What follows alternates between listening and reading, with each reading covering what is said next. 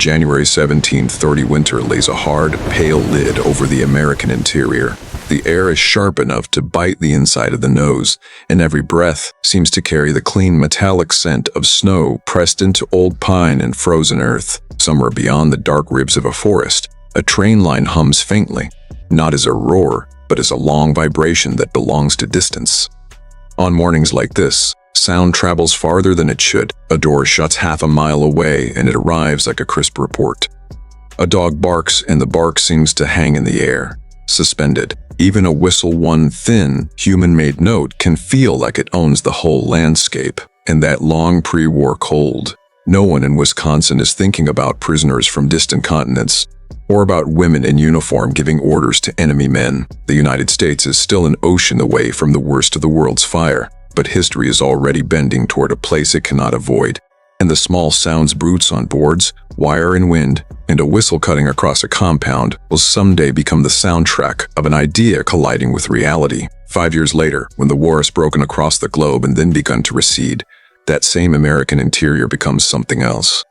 A holding space for the defeated, a warehouse for human beings in uniforms that no longer mean what they used to mean. Across the United States, the scale is vast. Roughly 425,000 German prisoners of war held in about 700 camps across 46 states, supervised through the office of the Provost Marshal General system that tried to turn a continent into a controlled grid of wire, watchtowers, paperwork, and routine. The numbers are not abstract when you imagine them as bodies, as faces, as the weight of boots on gravel and thousands of roll calls. They are also not abstract when you understand what those camps were meant to prove: that a democracy could hold its enemies without becoming what it fought. Somewhere within that national system, Fort McCoy, built for American training needs, expanded as war expanded, holds a particular place in the memory of the Wisconsin woods and in the Army's own record of what it once was. In the 1940s, Camp McCoy is documented in photographs that show fenced perimeters, wooden barracks, watchtowers, and the geometry of confinement laid out like an engineer's sketch, turned into lived reality. Those images, flat and silent, carry a truth that narration cannot fake. The camp was real, the wire was real, and the men inside were not symbols but prisoners. And then often missed in the popular memory there is the other truth moving inside the Army at the same time. Women in uniform, no longer only in offices far from the edges of war, but stepping into duties that once would have been dismissed as unthinkable. The Women's Army Auxiliary Corps is created in the spring of 1942, established by law on May 15, 1942, with Aveta Kulpabi sworn in immediately as director. And in 1943, the Women's Force becomes the Women's Army Corps, no longer an auxiliary, but part of the Army itself. By the end of the war, more than 150,000 women will have served in the WACs alone, part of a broader mobilization in which over 350,000 American women join the armed forces across branches. Their jobs are often framed as support clerks, drivers, mechanics, radio operators, postal workers. Yet support is what allows an army to move, to feed itself, to communicate, to function. Without support, the sharp end of the spear rusts in its own hand. The world that produces female prisoners, German auxiliaries, staff personnel, women attached to the Wehrmacht or its vast administrative machine, also produces a kind of ideological expectation that women in war should be either invisible or brutalized. In Nazi propaganda, women are either symbols of the home to be defended or monsters to be feared when they step outside prescribed roles. In Imperial Japan, militarism and strict social hierarchy shape another set of assumptions about gender and power. Across both systems, the enemy is taught to imagine captivity as humiliation, scarcity, vengeance, and extension of the war's cruelty by other means. Many prisoners, male and female, carry those expectations into American captivity. Now place that expectation into a setting like Camp McCoy or any similar POW compound in the American interior, a fenced grid under open sky, watchtowers standing like narrow silhouettes against cloud, guard posts assigned by schedules typed on office machines, and the daily rhythm of roll call, labor details, mess lines, medical inspection, and paperwork. The prisoner expects cruelty because cruelty is what their own world has normalized. They expect screaming because screaming is how authority has sounded. They expect hunger because hunger is how power has disciplined. They expect women in uniform to be either absent or degraded because their ideology could not process a third option, competence backed by law. But in the American camp system, The surface of captivity often looks like routine rather than rage. Prisoners are held under Geneva Convention standards, provided quarters, food, medical care, and allowed activities and labor under regulated conditions. They can be paid in scrip for work, use canteens, attend classes, play sports, form orchestras, read books. The United States is not gentle out of sentiment alone. It is also calculating because it understands reciprocity. American POWs held abroad depend on the same conventions being honored. And it is also performing because it understands the war is partly a war of ideas, and an idea must be lived to be believed. This is where the story's hinge begins to creak. The prisoner's belief system collides with a guard system that includes women, not women hidden in the rear, but women issuing orders, checking rosters, supervising movements, enforcing schedules, administrative authority made visible. In the European theater, official wartime material describing WAC service states that by spring 1945, women were driving army vehicles, transmitting photographs by radio, plotting emergency landings for damaged aircraft, and even bossed camps for enemy female prisoners of war. That single phrase, matter-of-fact, unembellished, lands like a stone. It does not romanticize, it does not explain, it simply tells you that at a certain point in the war, the U.S. Army found it normal enough to assign women to supervise enemy women prisoners because the Army needed trained personnel and because women had proved capable. Even the language around it is revealing. Bossed, not assisted, not observed, not helped, bossed. The word is blunt, almost casual, as though it were the most ordinary thing in the world. That casualness is itself the shock. It tells you this is not a special theatrical moment staged for propaganda, though. Propaganda exists in the era. It is a functional choice made by a machine at war. To understand why women commanding men could render female prisoners speechless, you have to understand what they had been taught to see when they looked at America. They were taught to see decadence and weakness, a society too soft to sustain sacrifice. They were taught that democracy was disorder, that equality was chaos, that letting women step beyond domestic roles was proof of national decline, and they were taught explicitly or implicitly that war would restore natural hierarchies, men over women, conqueror over conquered, disciplined nation over decadent one. Even defeat, in that ideology, could preserve the hierarchy inside captivity. A defeated soldier might still imagine himself above a female guard in his mind, because his mind has been trained to treat women's authority as a contradiction. Then comes the whistle. Not a trumpet, not a siren, not a theatrical call. Just a whistle, small, sharp, and practical. In American camps, sound is part of order, whistles to signal formations, shifts, movements, the start and end of details. That whistle does not belong to ideology, it belongs to schedule. It belongs to a person who has been given authority and who does not need to shout to prove it. The whistle becomes the recurring object because it is the simplest symbol of American abundance and democracy in the camp world. Abundance not merely in food, though food is there. Abundance in systems, in time, in paperwork, in the capacity to make rules and follow them without resorting to terror. Democracy in its most unromantic form is procedure. It is a roster that must be checked. It is a schedule that must be posted. It is a chain of command that can include a woman because the rules permit it, because the institution decided it, and because the authority is vested in the uniform and the system, rather than the gender of the person wearing it. Imagine a prisoner compound at dawn. The sky is a washed gray, low clouds moving like slow smoke. Breath hangs in the air. Men in worn uniforms stand in line, some with blankets around their shoulders. Women, prisoners, if present in a separate section or under supervision, watch from their own side of the fence. A guard approaches, boots crunching on gravel, clipboard under one arm. She raises a whistle to her lips. The sound is clean, bright, and immediate. It does not carry rage. It carries instruction, and enemy men move when it sounds. For a woman raised under authoritarian ideology, the moment is not merely surprising. It is destabilizing. Because it is not performed as an exception. It is not a stunt. It is routine. And routine is what convinces the human mind that something is real. This is the emotional contrast of the core of the story. Expectation versus experience. Expectation, captivity, will be a theater of humiliation and revenge, run by men whose anger will spill over into violence, with women either powerless or exploited. Experience captivity as a machine of rules, run by an army that needs order more than cruelty, and staffed by women who have been trained to operate that machine. The prisoner's ideology has prepared her to understand brutality. It has not prepared her to understand competence delivered calmly by a woman. Across the war, American servicewomen are not a tiny experiment. They are a mass. The WWII program begins with plans measured in the tens of thousands and quickly grows. The shift to WAC status in 1943 grants women full military standing in the Army structure, including rank and pay, in roles defined as non-combat but essential. The National Park Service's overview of women in World War II underscores the breadth.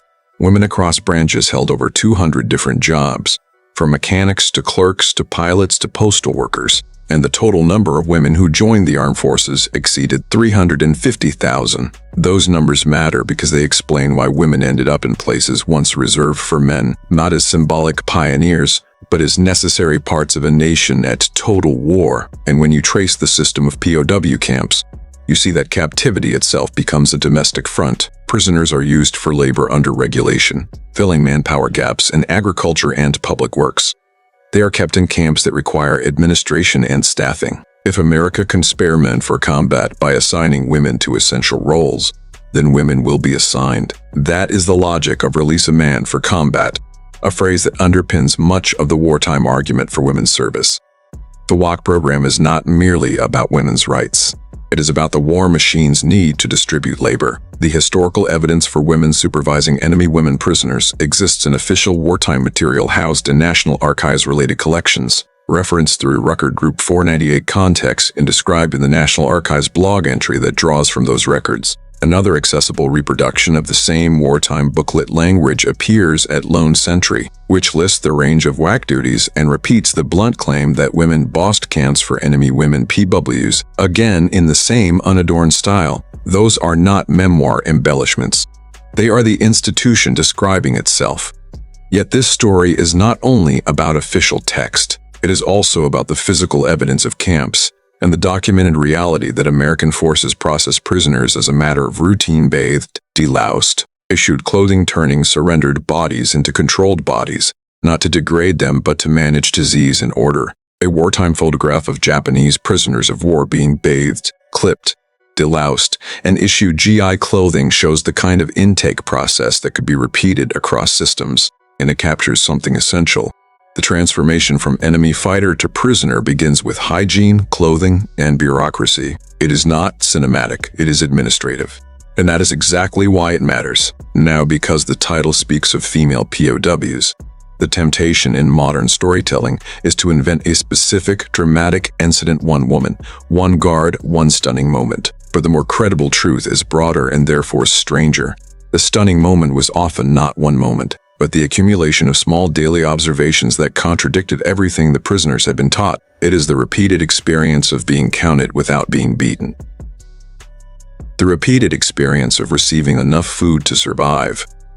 The repeated experience of being spoken to without being screamed at. The repeated experience of watching a woman in uniform walk with authority past male prisoners who instinctively obeyed because the system required it. The whistle returns again and again because it is the sound of that system. In an authoritarian regime, a whistle can be the prelude to violence. In the American camp, it is more often the prelude to procedure: line up, move, stop, work, return. The sound becomes a kind of daily referendum. It asks, without words, what kind of power is this? What does it need to prove? What does it fear? And in the wider record of women's service, you can see why the American system could produce this kind of authority. Women in the WAC ran communications, logistics, and administrative operations that demanded precision. The famous example of the 6888 Central Postal Directory Battalion, the only all-black, all-female unit deployed overseas during World War II, demonstrates not sentiment but throughput. In February 1945, their work rate could reach about 130,000 pieces of mail per day, and they were tasked to clear a massive backlog, restoring morale across the Army's scattered units. In a war, morale is a weapon. Mail is not romance, it is psychological supply. The same institution capable of sending women to clear a mountain of mail is capable of sending women to supervise a camp section, because both tasks require order, endurance, and authority. The transformation in the prisoner's perception is rarely immediate. It comes in stages. At first, disbelief. Disbelief is a kind of defense. If you admit the enemy's system functions, you must also admit your own worldview misled you. Then, discomfort. Discomfort is where ideology begins to crack, because the prisoner must either reinterpret what she sees as an anomaly, an American trick, or accept that something foundational is different. Then, sometimes, a grudging respect. Respect is not surrender to the enemy, it is the mind protecting itself by acknowledging competence. And finally, for some, a deeper confusion. If American women can command men without the sky falling, what else about America is true that we were taught was false? That confusion is where transformation can happen. Not in dramatic conversions, not in sudden love for democracy, but in the quieter shift where certainty is replaced by questions. The camp becomes a strange classroom, not because it teaches by lecture, but because it teaches by contradiction. The historical record shows that U.S. PO camps often included education, cultural programs, and even re-education efforts later in the war. In the broad overview of German POWs in the United States, the system includes libraries, classes, and publications meant to shape post-war attitudes. Even where we must be careful not to overstate the success of such efforts, the existence of them matters. It indicates that the American approach to captivity often involved the assumption that ideas could be changed through exposure, not merely through punishment. That assumption itself is ideological. It suggests confidence. A state that relies only on coercion fears the prisoner's mind. A state that allows books and classes believes, at least sometimes, that the prisoner's mind can be approached as something other than an enemy. In that framework, the presence of women in authority becomes a form of silent propaganda more powerful than posters. It is not a slogan. It is a lived contradiction, and because it is lived, it is harder to dismiss. When you widen the lens further, you see that this story is not isolated to one camp or one region. The American POW system spans the country. Camps exist in the South, the Midwest, the West, each with its own local climate and community reactions, but all under a general framework. In Louisiana, for example, Camp Ruston stands as one of the large POW installations, built in 1942 on roughly 770 acres at a construction cost reported around $2.5 million, peaking at 4,315 prisoners in October 1943, and initially serving as the headquarters of a 5th WAC training center before becoming a major POW facility. The details matter not because the story must be about Louisiana, but because they show the pattern: women trained and housed in the same wartime landscapes that would later contain enemy prisoners. In the American interior, the war rearranged space. Training centers became holding centers. Barracks built for one purpose became barracks for another. America's abundant industrial capacity. The ability to throw camps, roads, fences, kitchens, latrines, wells became a physical argument. This nation can build what it needs. It can feed what it holds. It can run a system at scale. The whistle is part of that scale. It is the cheap, effective tool of mass organization. It does not require batteries. It does not require fuel. It requires only breath. In a way, it is democracy's simplest instrument, a signal that applies equally to everyone who hears it. When the whistle blows for roll call, everyone must appear, regardless of who they are, what they believe, what rank they once held. The whistle does not negotiate, it does not debate. It simply announces the next step in a routine that has been designed to work, and that is where the emotional truth sharpens. For prisoners raised under ideologies that equated power with domination, the American system could feel almost unreal, because it often did not need to dominate in the same way. It could punish, yes. It could isolate, yes. It could enforce the wire. But it could also enforce without spectacle, and when the enforcer was a woman, the spectacle was not in her behavior, but in the prisoner's own mind, trying to reconcile what it saw. Now consider the title again. Female POWs were speechless when they saw American women commanding men. Speechless is not merely surprise. It is the collapse of a script the mind has been rehearsing for years. A prisoner can prepare for hunger. She can prepare for insult. She can prepare for labor. Those are familiar forms of suffering, but how does she prepare for the sight of enemy men who once wore the uniform of the victorious narrative standing at attention, because a woman with a whistle and a clipboard is running the Schedule. This is not a story that requires us to pretend the POW camp is a kindness factory. Camps are still cages, wire is still wire, guard towers still watch. The prisoner still wakes as a prisoner and sleeps as a prisoner. And in some places, conditions can be harsh, especially in chaotic moments at war's end. But within the documented U.S. system, there is a consistent emphasis on Geneva Convention standards and administrative order. The contrast is not between suffering and comfort. It is between one kind of power and another. The transformation, then, is not necessarily that the prisoners become American in their thinking. The transformation is smaller and more dangerous to ideology.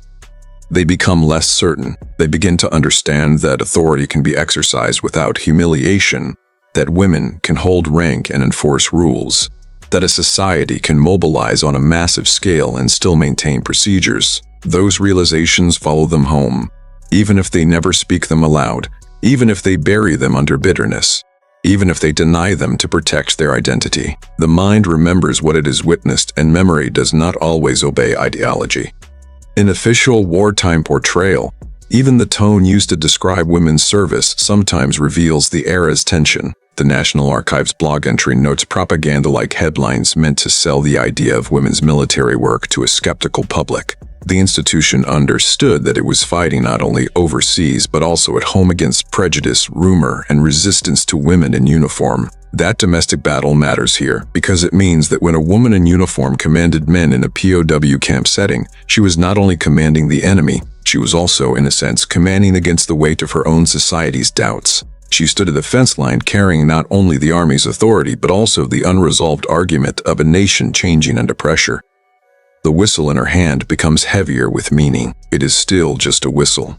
But the prisoner watching it hears more than sound. She hears a nation that can afford to assign women to essential roles because it has organized itself to fight a global war. She hears a nation that believes authority can be delegated by institution rather than by gender. She hears a nation that can keep its enemies alive, not out of softness, but out of confidence and calculation. She hears, perhaps unwillingly, the sound of abundance, not only in food entrees but in the spare capacity of a society that can build camps, train women, and staff guard systems while still shipping millions of tons of material overseas. And if you want the story to stay honest, you return again and again to the mundane details that make it believable. Post schedules, the rattle of a typewriter in an orderly room, the stamping of forms, the posted roster, the medical inspection line where bodies are checked for lice or illness, the mess hall line where the smell of coffee or boiled food fills a room, the guard's boots squeaking on wet boards after snow, the wire fence saying softly when wind passes through it. These are the details that appear in photographs and institutional histories.